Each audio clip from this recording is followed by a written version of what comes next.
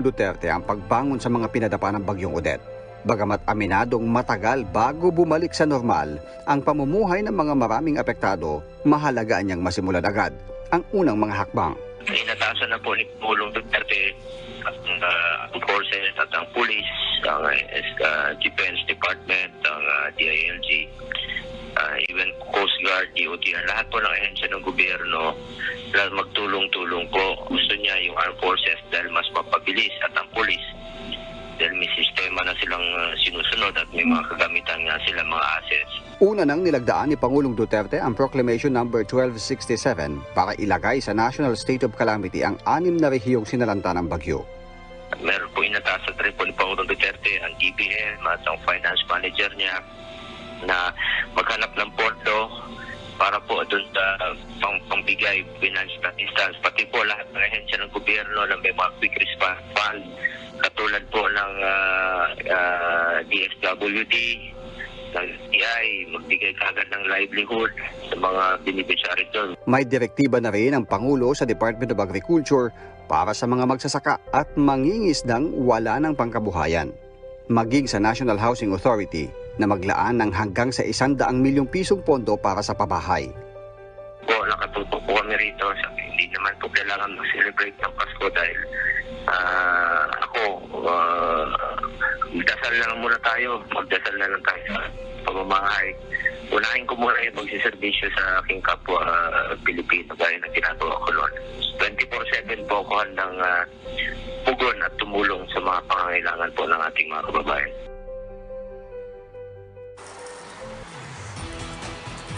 Malapit na po magtapos ang taong 2021 pero hindi ang iniwan itong pinsala sa mga lalawigan lubhang na apektuhan pagdating po ng Typhoon Odette. Ang pamahalaan nakapokus ngayon kung paano matutulungan makakaahon ang mga kababayan natin pong nawalan tirahan at hanap buhay dahil po sa kalamidad. Kaugnay niya, kumustahin po natin ang pondong inilaan ng pamahalaan para po sa rehabilitasyon ng mga nasalanta. Makakausap po natin mula sa Department of Budget and Management Acting Secretary Tina Rosemary Handa. Good morning po, Secretary. Good morning po, ma'am. Secretary, sa ngayon po, magkano na po yung na-disburse mula dito sa Calamity Fund para po sa mga tinamaan ng Typhoon Odette?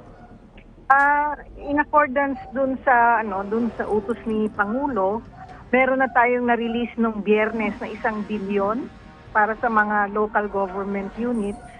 At ngayong araw na to, maglalabas pa kami ng 1 pang bilyon na instruction din niya.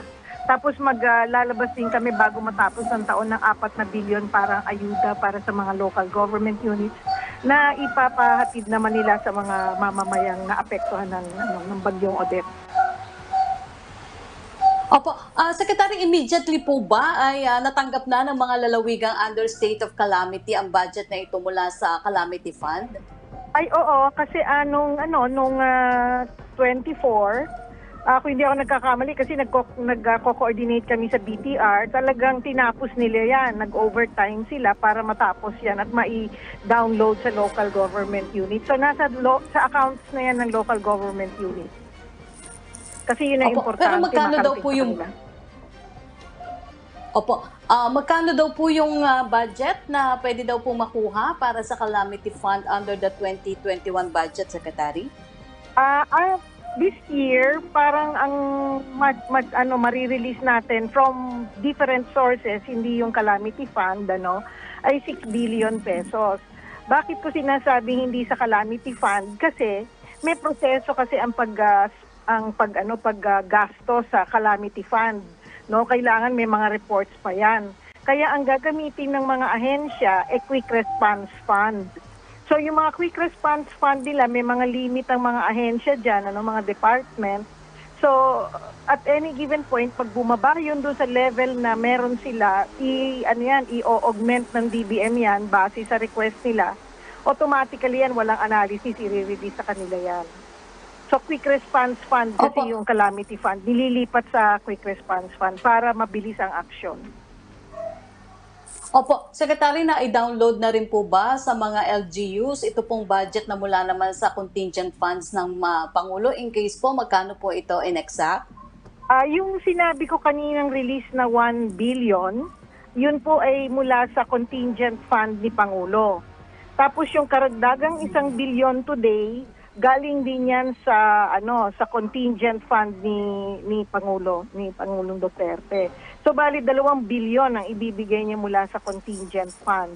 Tapos yung 2 billion naman sa calamity, yun ililipat sa quick response fund para magamit na rin agad ng mga ahensya para sa pagtugon doon sa mga pangangailangan. Yan, prepositioning yan at saka yung mga relief efforts yan doon kinukuha sa quick response fund yun. Opo, pero kumusta naman daw po yun nga po, yung nabanggit nyo na quick response funds, ito naman pong sa government agencies, kaya po ng DPWH, ng Department of Agriculture, at ng DSWD. Ang DSWD, kung hindi ako nagkakamali, nag-submit na sila over the weekend ng pag-augment kasi ang kanilang limit is 1.35 billion pesos. So bumaba na yun ng critical para naging 200, parang mga almost 300, parang ganun eh. So nag-request sila ng 628 yata or parang mga 600 plus million. At kanina, I think na ilabas na rin yon para matugunan yung kanilang pangangailangan kasi kulang na nga yung quick response fund nila. Ang isa pang nag-request OCD, parang another 100 million yata yon, plus ang PNP nag-request na rin ng 25 million. Opo, Secretary, kung yung pong remaining amount sa ipinangako ng Pangulo ay kukunin sa 2022 budget, madidisburse ba ito agad-agad pagpasok daw po ng taong 2022? Ay oo, kasi ang gagawin kasi ng Senado at saka ang House ay sinubmit na nga nila yung budget para mapirmahan agad ni Presidente yon at nang maging batas na yon by next year. So kung gano'n ang mangyayari, wala nang waiting time. On January 3, pwede nang gamitin yung 2022 natin, Yusek. Okay po. Pero, Sektina, basahin ko lang po itong tanong ng ating kasamahan, ni Evelyn Quiroz ng Filipino Mirror sa inyo. At least 6 billion pesos of the 10 billion na Typhoon Odette response funds promised by President Duterte would come from the proposed 5.024 trillion 22-22 national budget. What will the implications be if, for some reason, the President fails to sign the 2022 budget? Meron sigurong konting adjustment o correction kasi for this year nga, yung 6 billion, kumbaga parang pinunan na natin agad yung 6 billion, Yusek, itong taon na to. So, bali, next year na yung 4 billion pesos. Pag hindi kasi napirmahan ng budget natin at reenacted, ang mangyayari naman dyan, very unique ang sistema ng Pilipinas. Pwede tayong mag-release from a reenacted budget corresponding to the requirements of the calamity. Yun ang unique sa budget natin. Nakakaiba mula sa mga budget ng Amerika at ibang mga bansa. Meron tayong reenacted provision. Opo. Secretary Tina, may tanong naman po si MJ Blanca Flor ng Daily Tribune. When will the President sign into law the proposed 2022 budget? Na-identify na po ba yung items that he will likely veto? Yes po, parang if I'm not mistaken, it's going to be signed tomorrow afternoon. So, yung items naman to be vetoed, ang naaalala ko lang yung parang isa lang pero I don't think I am in a position to discuss it at this point kasi hindi pa napipirmahan, na-review yata. Hindi ko alam kung napirmahan na yung, parang nire-review pa nila yung veto na yan So, hindi ako at this point comfortable kung i-discuss ko na yung i-veto. Pero it's very few, if I'm not mistaken. Kasi yun naman, parang maganda yung mga naipasok ng mga legislators dun sa budget Opo. Sunod pong tanong ni MJ Blanca Flor, how will the government fund the proposed 5 trillion budget? Ano po ang inaasahang tax reforms or measures na dapat maipasa para po mapagkukunan ng pondo? Naku, yun sa finance ng ating project, ng ating budget, yan under ng jurisdiction ng ng Department of Finance. masarap po ang buhay namin sa budget, kami po ay gagastos lamang. No, ang kumbaga ang pag-raise ng mga revenues nasa ano ho yan, tungkulin po yan ng DOF under BIR, Customs and other government agencies na meron authority to collect your revenues. Opo. Tungkol naman po sa COVID response, Secretary, magkano na po yung final allocation daw po ng pamahalaan through the Department of Health para po sa pagbili ng mga bakuna at iba pang measures for our continued COVID response? Wala po akong data ngayon dito sa COVID response, unfortunately. Opo. I cannot give you an answer on how much we have already provided sa COVID. I am sorry for that. Opo. Panghuli na lang po, ano na lang daw po yung commitment ng DBM kaugnay sa paglalaan po ng pondo para sa calamity assistance ng mga sinalanta ng nagdaang bagyo at ng pandemya? Yung kaya nga sabi ko kanina, yung paggamit kasi ng calamity fund or NDREAM-F, meron proseso 'yan. So, noong nagkaroon ng Odette, bali prioritize ni Pangulo yung pangangailangan ng Odette kasi immediate 'yon, Pero hindi ibig sabihin yung mga nasalanta, yung mga damage nung naabot dahil sa Ulysses, Sendong at saka kung ano-ano pang bagyo. Hindi naman ibig sabihin na kinalimutan natin yun o hindi nabibigyan. Ang mangyayari niyan kasi, meron mga ahensya na pwedeng gamitin yung kanilang sariling budget, lalo na kung repairs yan or mga livelihood. Pangalawa, pwede pa rin i-charge yan dun sa 2022 budget. Kung hindi ako nagkakamali, mga 20 billion yata ang alokasyon natin para sa calamity fund for next year, unless na-reduce ng Congress. Pero parang ganun ang amount. Opo. Secretary, kami po ay nagpapasalamat sa inyong impormasyon at sa inyong panahon. DBM Acting Secretary Tina Handa, Happy New Year po, Secretary. Happy New Year din, Yusek. Thank you. Thank you very much.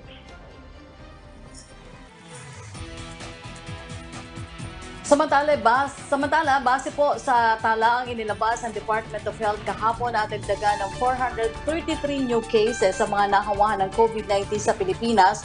Kaya po umabot na yan sa 2,838,640 total cases. 283 naman po nadagdag sa mga gumaling kaya nasa 2,777,980 na ang kabuang bilang ng mga COVID survivors sa bansa. Sa kabilang banda, 13 po ang naitalang nasawi. Total, meron na po tayong 51,200 na dami ng mga pumanaw sa sakit. Nasa 9,522 naman po ang active cases sa bansa. Katumbas po ito ng 0.3% ng total cases sa kasalukuyan. Isa po ang bansang Israel sa mga nanguna sa buong mundo sa kanilang COVID-19 response. Sa katunayan, isa rin po sila sa mga nanguna sa pag-roll out ng pagbabakuna panlaban po sa virus at ngayon pinag-aaralan na rin po ng Israeli government ito pong pagtuturok ng ika-4 na dose ng COVID-19 vaccine.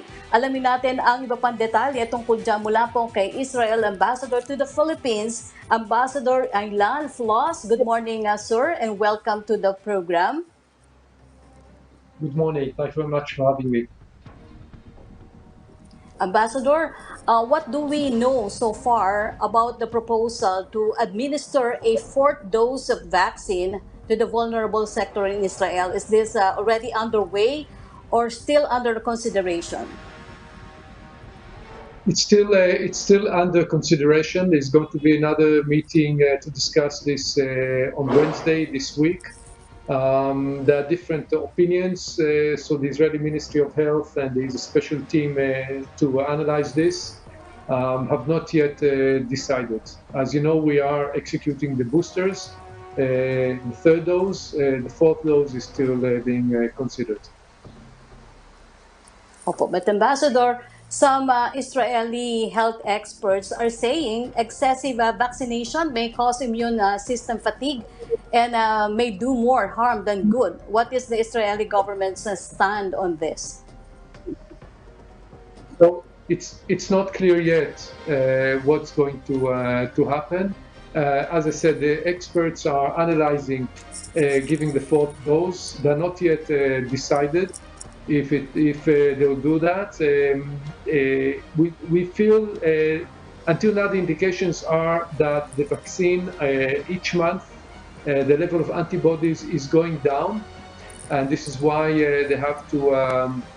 They're considering the fourth dose again. Also after the first, second, then after the third, after the booster, every month the level of antibodies is going down.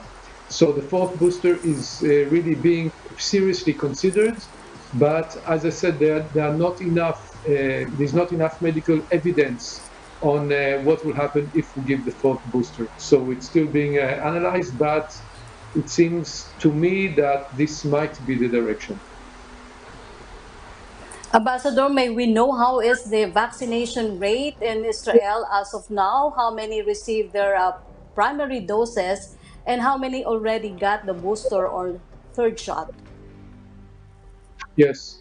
The Israeli population is about 9.3 million citizens, less than 10% of the Philippines.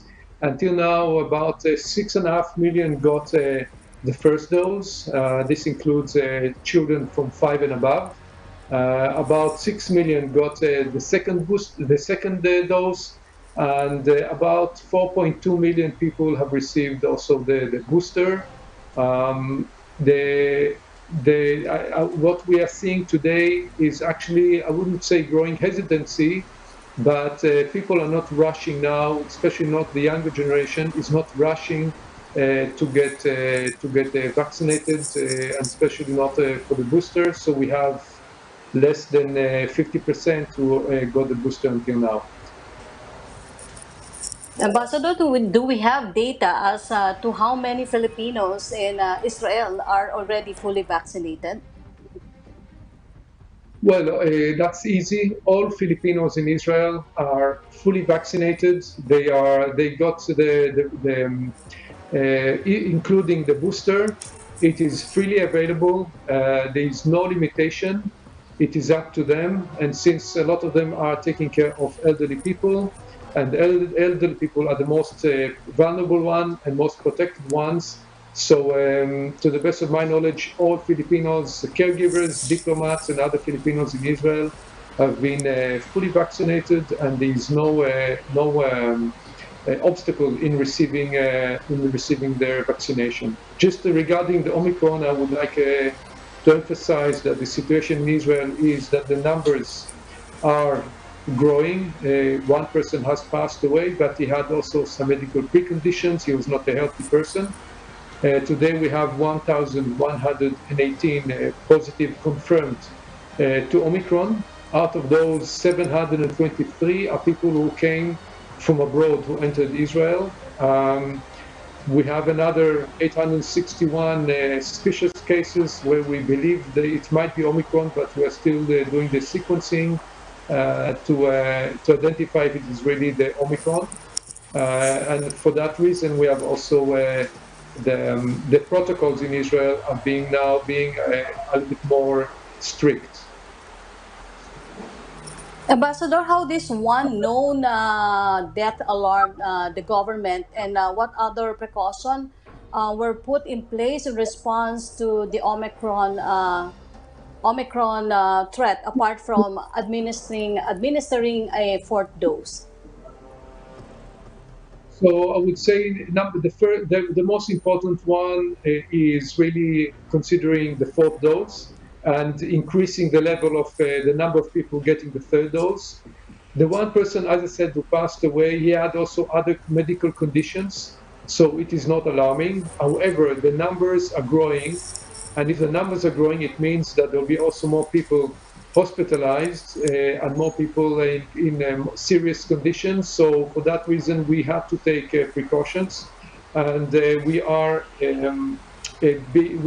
introducing more strict protocols on, for example, people coming from abroad. Israel is still closed for foreigners, but Israelis who are traveling and coming back are not allowed to travel now to what we call red countries, and about 70 red countries. Those who do come back have to go into a 2-week quarantine. If they're fully vaccinated, they can go into 1-week quarantine, 7 days, together with a PCR test at the beginning as they enter the country, and another PCR after 7 days. We're also strict with the green tag. Anybody who wants to enter into a shop or into shopping malls has to be either vaccinated or tested and a negative test. People who are not vaccinated are able to enter shops that are supply essential goods such as food and pharmacies to buy medicines. So we're introducing more strict regulations now in order to deal with the Omicron. But Ambassador, what are your thoughts on the restrictions that are currently in place here in the Philippines to prevent the Omicron spread? Is it somehow at par to the ones in place in Israel? Well, I'm not an expert, so the conditions in each country are very different. So I feel that the situation in the Philippines is good. I can see the numbers, which are still which are extremely low, which is very promising. And I see in general the people are obedient, so I feel quite comfortable. But again, I'm not an expert, so I cannot give you an expert advice on how the government here is responding. But it seems that they're also looking on what is happening globally and taking good care of the health situation here in the Philippines. Ambassador, there were reports that this new surge caused by Omicron variant may once again overwhelm hospitals in Israel. How is the government preparing for the worst?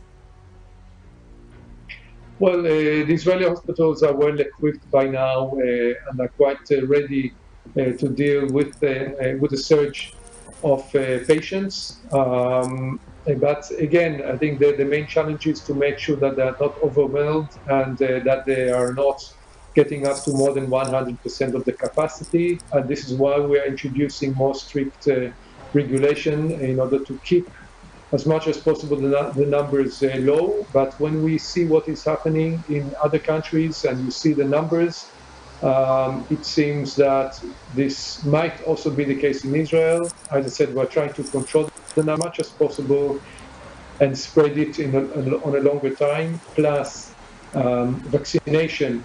Plus, one more thing is much more testing and sequencing. So hopefully with the others will avoid or will make sure that the hospitals can continue to function properly. But they are, as I said, they are fully equipped.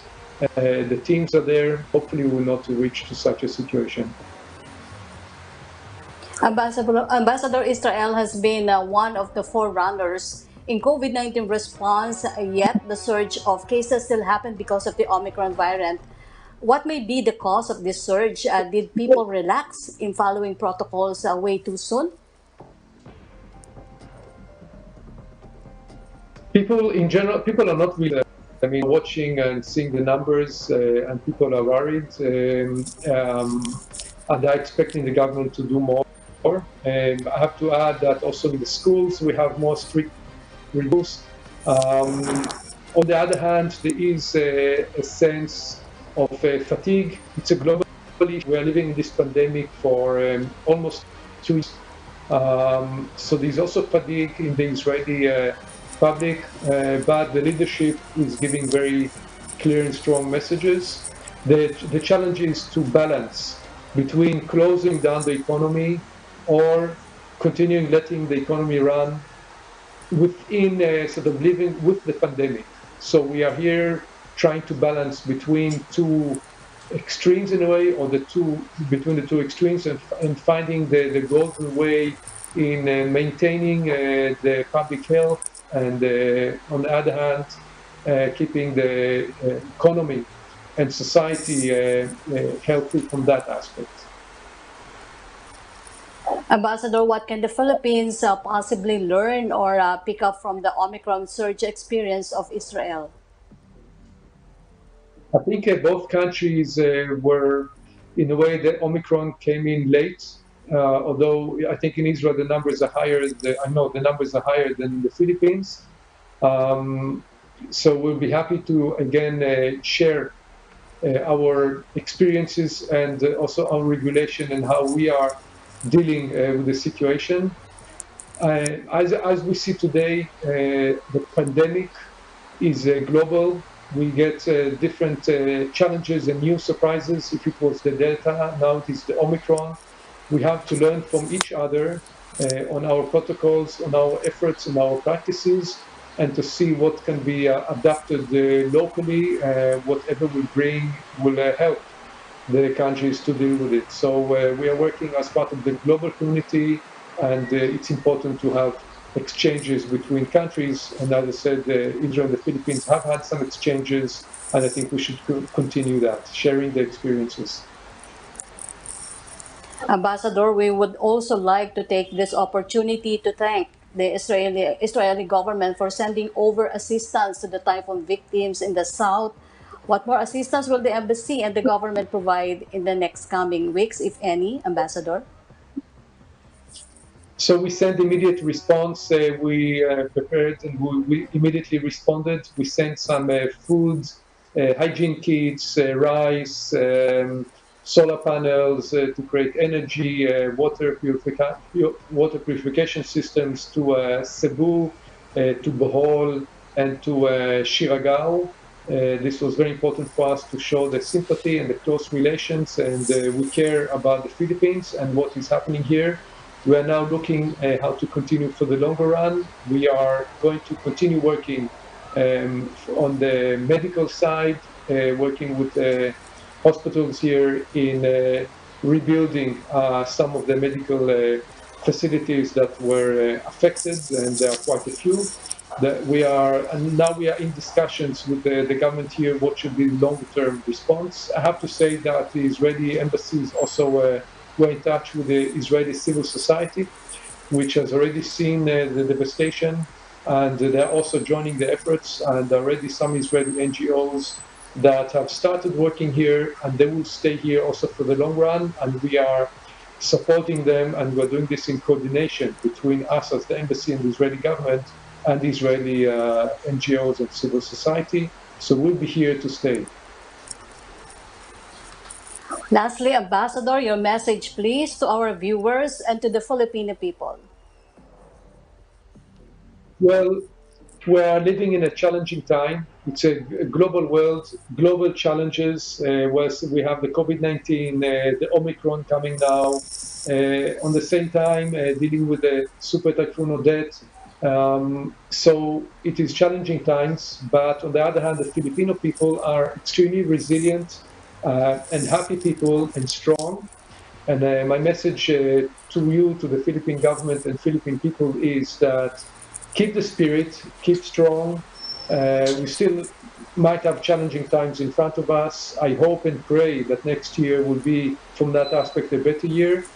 Israel is a partner, is a friend of the Philippines. The Israeli people are friends of the Philippine people, and we'll continue with this partnership and friendship, and we'll work together for hopefully a better 2022 for all of us together.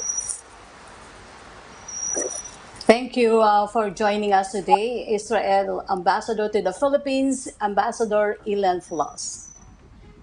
Thank you for having me. Samantala, last week hanggang next week, asahan na po ang mga pagtitipon ng mga magkakapamilya at magkakaibigan dahil sa holiday break. Pero ang paalala ng mga eksperto, sumunod pa rin sa health protocols, lalo't ngayon pa lang po ay kinakikitaan ng bahagyang pagtaas ng Okta Research ang COVID-19 reproduction rate dito sa Pilipinas. Alamin po natin ang detalyeng niya mula po kay Dr. Guido David. Magandang umaga po, Dr. David, and welcome back po sa Laging Handa. Yes, magandang umaga, Yusek, Rocky, and belated Merry Christmas sa inyo and Happy Holidays. Yes. Doc Guido, gaano po kalaki yung itinaas itong reproduction rate natin ngayong kumpara po doon sa reproduction rate ng bansa pagpasok pa lang po ng December? Well, nung early December, USEC, nasa 0.33. Yan yung pinakamababang reproduction rate na nakita natin sa NCR. Pero sa ngayon, nasa 0.85 na siya. In fact, last week, nasa 0.44 siya. So parang halos dumoble siya kumpara sa last week. Ang hindi naman magandang balita, pero we have to put it in context na sa ngayon, less than 1 pa rin naman yung reproduction number. Yan naman yung mahalaga eh. So hindi pa naman talagang talagang pagtaas ng bilang ng kaso yung nakikita natin. Or what I mean is yung trending, hindi pa talagang solid na trending pataas. Opo. Doc Guido, may tanong po ang ating kasamahan sa media. Ano po tanong sa inyo ni Lay Alvis ng GMA News? Ano po yung basa daw ng Octa Research sa pagtaas ng daily cases ADAR, reproduction number, positivity rate sa NCR? May indikasyon bang Omicron na driven na ito? Tama si Lay Alvis na tumaas yung reproduction number, nasabi nga natin 0.85. Yung ADAR natin sa NCR ay less than 1 pa rin naman, nasa 0.82. So basta less than 1 yung ADAR, okay pa rin naman siya. At yung positivity rate natin tumaas din, nasa 1.4%. Medyo tumataas ng bahagya. Ngayon, ito pag ikumpara natin sa nakaraan na holiday season nung 2020, noong December, nagkaroon din tayo ng holiday uptick. So hindi natin masasabi ngayon na Omicron-driven ito dahil nakita rin naman natin ito last year. Siguro doon sa mga pagtitipon-tipon ng mga kababayan din natin, kaya kailangan doble pag-iingat lang naman din ang kinakailangan natin sa ngayon. Sa ngayon, hindi pa natin masasabi kung may factor yung Omicron, pero ang sinasabi lang natin ay base sa nakaraan na taon, ay may nakita rin naman tayong holiday uptick. Opo. Tanong pa rin po ni Lay Alvis ng GMA News, dahil po sa posibleng reduced testing ngayong holiday season, maaari bang mas marami pa ang actual cases at sa January na natin makikita yung real picture? Well, tama rin yung sinasabi again ni Lay Alvis na reduce yung testing natin, at nangyari din yan last year na during the holidays may mga laboratories na sarado, kaya mas mababa yung testing output natin. At ngayon, hindi lang dahil sa holidays, dahil din sa recent typhoon, yung mga affected areas, mas mababa din yung testing nila dahil may mga laboratories na affected din. So dahil dito, hindi natin pa nakikita yung complete picture. Ganun din nangyari last year. Naghintay tayo hanggang mga first week of January bago natin nakita yung clear picture. Ang nangyari naman ng January this year lang, ng January of 2021, yung uptick ay bumalik na siya sa normal level. So bumaba ulit siya. Yun yung sana ang gusto nating makita ngayon, na after January, pag na-resolve ng testing, yung kakulangan natin sa testing at yung mga closed laboratories, ay bababa ulit sa normal levels ang bilang ng kaso. Yan yung gusto nating mangyari. Opo. Ito naman po ang tanong na ito mula kay Laila Salaveria ng Inquirer. Does Octa see a reason to tighten restrictions given the increasing reproduction number? Would it recommend a higher alert level in January? There's no need to increase restrictions at this time. Because connected ito sa sagot ko kay Lay Alvis na it could just be a holiday uptick, which means na after the holidays, possibly bababa din yung number of cases and yung positivity rate. Pero sa ngayon kasi, hindi pa tayo pwedeng gumawa ng premature na intervention kasi hindi pa kompletong nakikita natin na larawan. Pero at the same time, magandang reminder na rin sa mga kababayan natin na patuloy pag-iingat at pagsunod sa minimum public health standards, pagsuot ng face mask, and magpabakuna yung mga hindi pa bakunado. Opo. Katanungan naman po ni Laila Salaveria na Inquirer, pati na rin po ng tanong ni Evelyn Quiroz ng Filipino Mirror, should we be alarmed by the recent increase? In a way, USEC, medyo expected ngayong uptick eh. Bakit expected? Kasi last year nangyari din yan eh, at due to the holidays. Kaya nga, yung mga government agencies natin, yung mga local governments in Department of Health, nag-issue talaga sila lagi ng warning na even as we enjoy the holidays, let's continue to practice minimum public health standards para maiwasan itong mga upticks na ito. So sa ngayon, hindi pa natin masasabing alarming, pero let's wait for more data. Siguro by January, we can reassess kung ano yung nangyayari sa pandemic situation natin. Opo. Tanong naman po ni Caroline Bongkin ng CNN Philippines, kailangan na po bang i-flag ang nakitang pagtaas ng daily cases at ADAR sa NCR? Ito na po ba ang simula muli ng pagtaas ng kaso? Unfortunately, sa ngayon, hindi pa natin nakikita yung totoong trend. So we'll have to wait until January. Kung tumataas pa rin sa January, then we have to reassess yung situation, USEC. Pero kung tulad ng sinabi natin, temporary uptick lang naman yan dahil sa holidays, dahil sa pagtitipon-tipon. Kung bumaba din yan by January, then wala namang cause for panic talaga. Ibig sabihin, mawawala rin pala siya. Last year, gano'n rin yung nangyari. Opo, pero Doc Guido, hindi pa po tapos itong holidays. Ibig sabihin po ba, posible talagang mas tumaas pa yan hanggang sa January?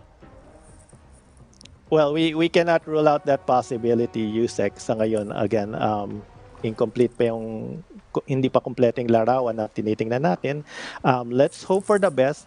In the meantime, habang hindi pa natin nakikita yung buong datos, sana yung mga kababayan natin, magtulong-tulungan tayo. Yes, hindi pa tapos yung holidays, pero hopefully, winding down na yung mga parties na sinigawa, yung mga social gathering, baka mas kaunti na lang.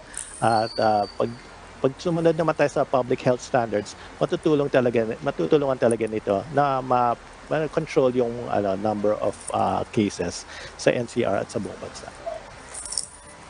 Opo, sa breakdown naman daw po sa mga rehiyon, anong lugar yung kinakitaan na may tumaas na reproduction rate, at dito po sa NCR kung saan karamihan ay bakunado na, tumaas rin po ba daw? Well, actually, USEC sa NCR, yung may nakita tayong pagtaas ng reproduction number. Sa mga ibang regions, mababa pa kasi mga case numbers nila. So, hindi pa klaro, hindi pa natin masasabi talaga kung may pagtaas. Dahil pag nag-average sila mga less than 10 cases, napakababa nito. Kahit gumalaw ng konti, hindi natin masasabi talagang may increase until magkaroon ng increase na medyo mas malinaw na pagtaas ng bilang ng kaso. Unfortunately, dahil sa kakulangan sa testing, dahil sa recent typhoon, ay incomplete din yung larawan natin sa mga probinsya at sa mga affected areas ng typhoon. So, unfortunately, kailangan natin maghintay USEC hanggang mga January siguro para makita natin yung complete picture kung ano nangyayari dito sa mga ibang regions. Pero sa NCR, may nakita talaga tayong uptick sa pagtaas sa positivity rate. Opo. Tanong naman po ni Red Mendoza ng Manila Times, comparable po ba ang pagtaas ng mga kaso ngayong period na ito sa parehong period last year? Tingin niyo po ba sumisipa ang pagiging complacent ng mga kababayan natin? Well, sa pangalawang tanong, yes, tingin ko medyo nagiging complacent ng konti mga kababayan natin. At yung sabi ng mga iba namin kasama na doctors, na fellows ng Octa Research, ay may mga bagong kaso na nakuha doon nila sa social gathering. Kaya sila nag-positive sa COVID. Kung ikukumpara natin last year, yung base number kasi last year mas mataas. Ngayon mababa eh. So kahit na may konti na tayong pagtaas, we're still at low risk dito sa NCR. Siguro kung i-compare natin yung rate of increase, medyo mas mabilis ngayon. Pero yung overall numbers, mas maganda pa rin yung numbers natin ngayon kumpara sa last year. Opo. Kailan po daw lumabas yung holiday surge nung nakaraang taon? Posible bang makita rin natin ang epekto ng holiday surge by first week ng January pa lang? Last year, nangyari yung uptick before the Christmas holiday. Ngayon, nakita natin around the Christmas holiday.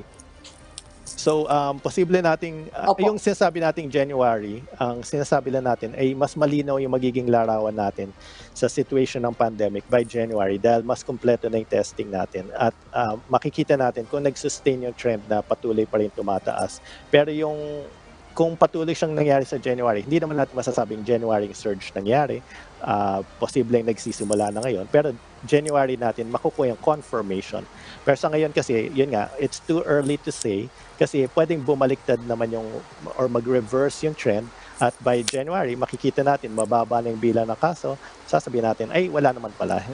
It's just an uptick due to yung mga slightly due to complacency ng mga kababayan natin.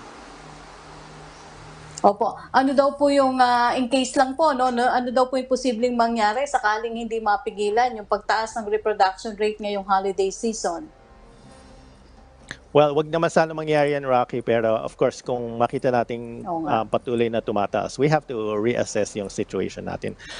Ako personally, I don't think babalik tayo sa panahon na kailangan natin mag-lockdown dahil marami na tayong bakunado sa NCR and in many of the metropolitan areas, yung vaccination natin will help prevent us from getting severe COVID. Yan yung nakita natin sa mga datos sa ibang bansa. Maaaring makuha natin yung virus, pero hindi magiging severe at hindi tataas yung hospitalizations natin. So, protected pa rin yung mga hospitals natin. Yan yung inaasahan natin based on data na nakikita natin sa other countries. Kaya mahalaga rin na yung mga hindi pa bakunado ay magpabakuna at yung mga nagpabakuna na, kung eligible na sila for booster shots, ay magpa-booster na rin para madagdagan yung protection natin against severe infection. Again, yung hinahabol natin is protection from severe COVID na nahihirapan tayong huminga. Pag nagkaroon tayo nakakuha tayo ng virus pero bakunado tayo at nakuha natin ay mild lang, hindi na tayo ma-hospitalize, hindi na ma-overwhelm yung hospitals natin. Opo, kami po ay nagpapasalamat sa inyong impormasyon at panahon.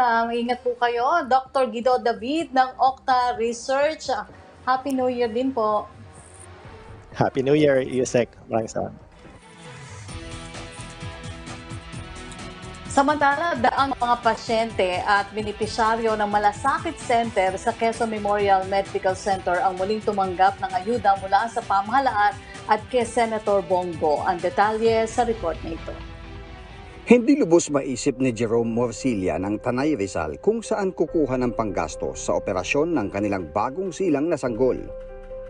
Yung esophagus niya po, hindi po direkta sa tiyan, hindi po napupunta yung pagkain sa tiyan. Kailangan po siyang operahan. Setyembre nitong taon nang buksan ang Malasakit Center sa Quirino Memorial Medical Center sa Quezon City kung saan isinugod ni Jerome ang kanilang supling. Kaya laking pasalamat niya dahil may Malasakit Center ng malalapitan sa ospital. Bumalik din ang outreach team ni Senador Go kamakailan sa ospital para mamahagi ng tulong sa lubos na nangangailangan tulad ni Jerome. Maraming salamat po, Kuya Bong. Napakalaking tulong po nung ibinigay niyong cash assistance po. Magagamit na po namin yun sa pang-araw-araw po dito sa ospital. Laking ginhawa rin para kay Melody Bunda, ang nanay ng contact tracer na naaksidente kamakailan. Dahil sa Malasakit Center, natulungan sila sa gastusin sa ospital. Sa inyo po, Senator Bongo, unang-unang maraming salamat po sa ginawa niyong ganitong Malasakit Center. Malaking halaga na po ito para sa mga taong bayan, lalo po sa aming mga mahihirap, dahil talagang malaking tulong po itong Malasakit Center. Abot sa 352 na mga benepisyaryo ng QMMC ang tumanggap ng ayuda mula sa tanggapan ni Senador Bongo. Mayroong mga face mask, pagkain at vitamins habang ang DSWD ay nag-abot ng pinansyal na tulong sa kanila.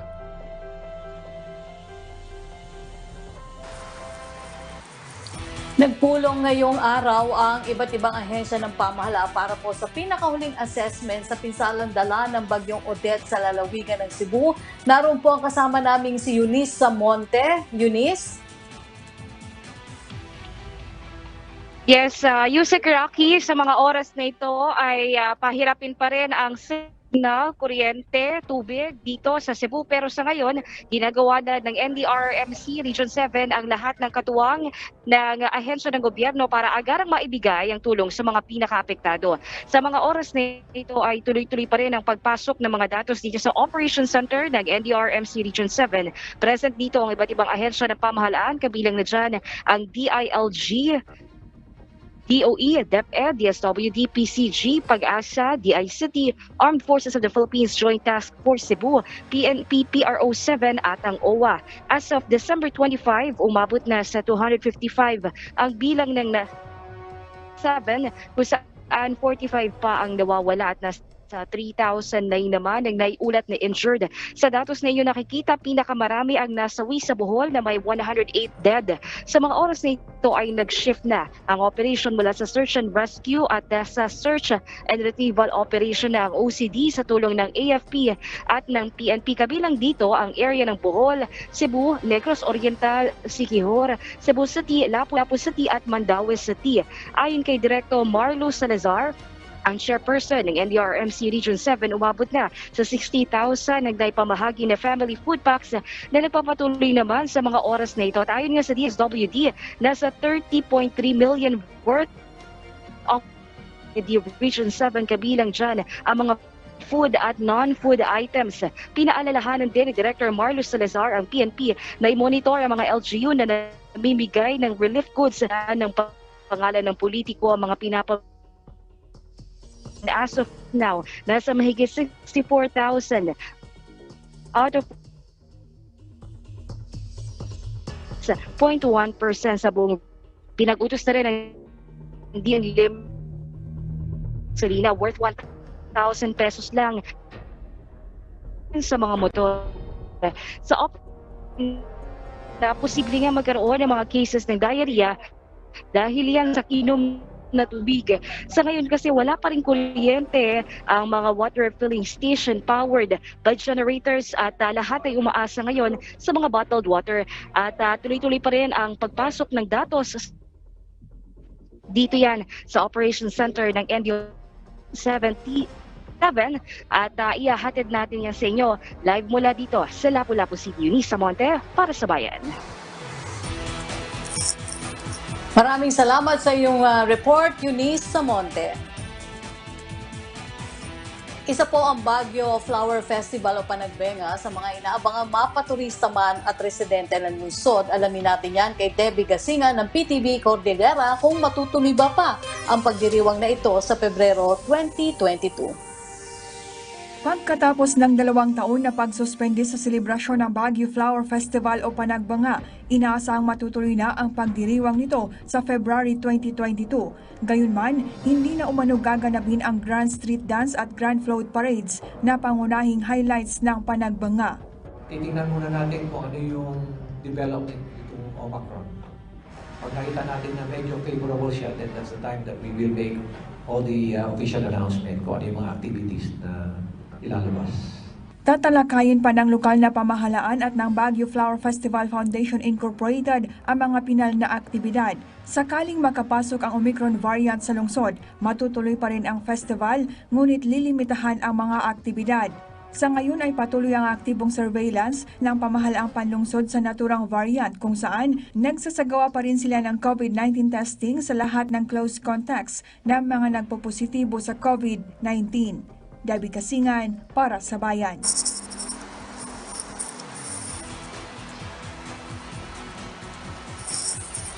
Alamin naman natin ang latest sa Davao Region. May report ang aming kasamang si Handa Ph. Para makatulong sa mga nasalanta ni Bagyong Odette sa maraming lugar sa Visayas at Mindanao, mayroon ng donate option ng Safe Davao QR para sa pahalipay Christmas package. Ang grocery packs na binibigay ng Davao City LGU sa mga Dabawenyong may QR code na 18 years old pataas. Ito'y matapos dinggin ng lokal na pamahalaan ang mungkahe na lagyan ng donate option ng Safe DQR upang maibahagi sa mga higit na nangangailangan ngayon ang regalo mula sa LGU. Dahil dito marami na sa mga hindi pa nakakakuha ng kanilang Christmas package ang nagdesisyon na i-donate na lang ito. Laman ng grocery package ang 2 kilong bigas, canned goods, pasta at spaghetti sauce. Samantala, una na ring nagpadala ng tubig at food packs ang Davao City LGU sa mga lugar na higit na naapektuhan ni Bagyong Odette. Nasa higit 100 personnel din mula sa lungsod na kinabibilangan ng mga doktor, social workers at rescue personnel ang rumisponde sa Bohol. Mula rito sa Davao City, Hana Salcedo para sa Bayan.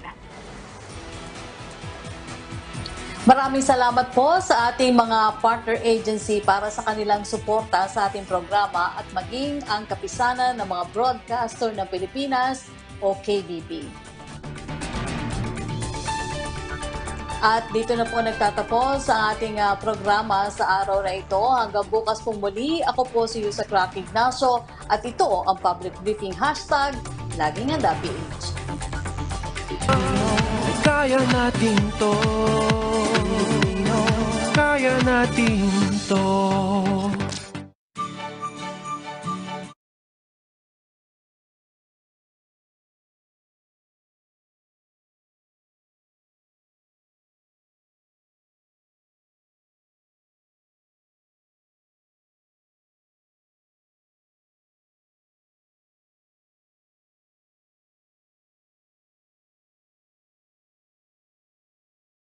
Nescafe Original.